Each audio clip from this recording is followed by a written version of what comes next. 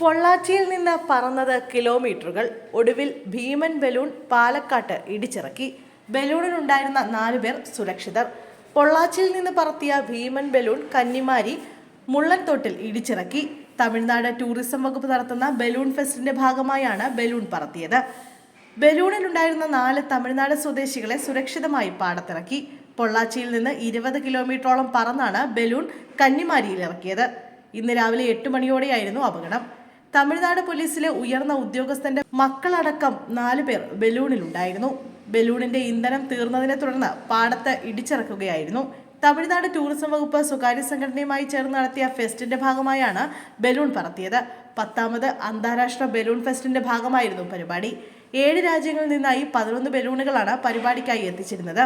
തമിഴ്നാട് പോലീസിലെ ഒരു ഉയർന്ന ഉദ്യോഗസ്ഥന്റെ 2 മക്കളും പറക്കലിന് നേതൃത്വം നൽകിയ 2 പേരുമായിരുന്നു ബലൂണിലുണ്ടായിരുന്നത്.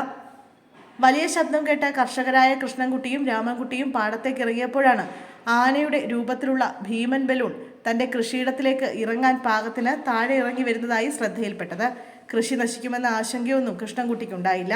സുരക്ഷിതമായി താഴെ ഇറക്കാൻ സംഘത്തെ കൃഷ്ണൻകുട്ടിയും രാമൻകുട്ടിയും സഹായിച്ചു. പറക്കാൻ ആവശ്യമായ ഗ്യാസ് തീർന്നു പോയതിനെ തുടർന്നാണ് പെരുമാട്ടിയിൽ ബലൂൺ അടിയന്തര ലാൻഡിംഗ് നടത്തിയത്. തിരിച്ചു പറക്കാനുള്ള ശ്രമം നടത്തിയെങ്കിലും സാധിച്ചിരുന്നില്ല. പിന്നീട് കമ്പനി അധികൃതർ എത്തി ബലൂൺ ചുരുട്ടിയെടുത്ത് കൊണ്ടുപോയി.